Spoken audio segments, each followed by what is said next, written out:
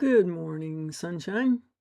I've recorded a lot of lightning in my lifetime, and Tuesday's storm was a pretty decent one. On the evening of July 28th, I stuck the old GoPro out back, watching the storm come.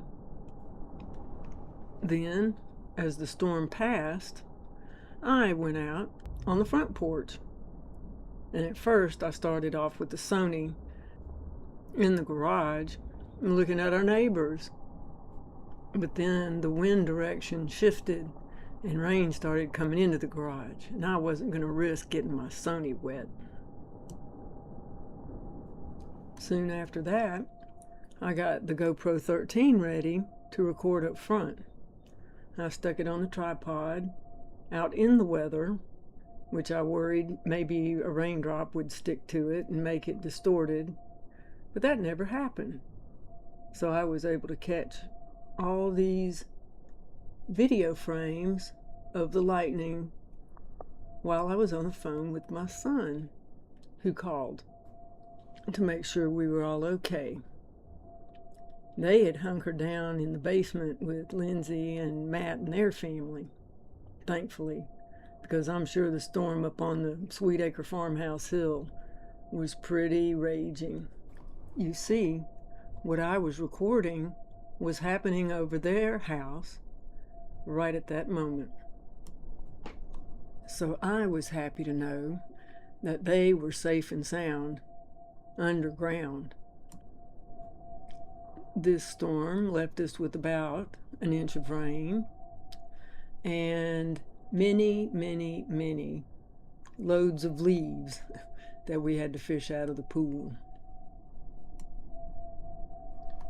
When I reviewed the field cameras, there was no animal activity during this storm.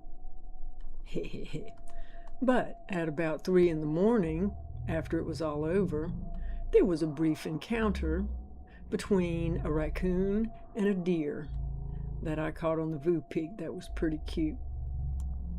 And this is when I was talking to Grant, who was in Matt and Lindsay's basement with their family. Oh God, it's gorgeous. And the camera's still going, so I can't wait to look at it tomorrow. Do y'all have power? Yes. Oh, good. You? Yeah, we got power. Hot coming out of the left sky. And yet, right now, I mean, I'm sitting here on the front porch, and it's better now than it's been all night long. I mean, it's like, but I'm still recording, so I'm just praying that the camera's doing me justice. That little segment was real-time recording, and all these other segments are slowed down times 0.125 so that I could catch the video frames of the actual lightning bolts. As I previewed the original video without narration, I went looking for all my lightning bolt pictures so I could have an introduction and a decent conclusion to this little lightning video presentation. Therefore, I dedicate this to my son and all my former students who aspire to use photography as a scientific tool to help educate about science.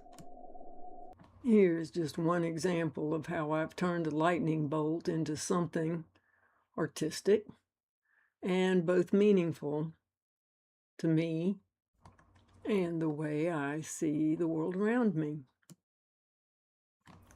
It was energy that sparked life in the organic soup. In 2024, I had some Be positive imaginings. There you go.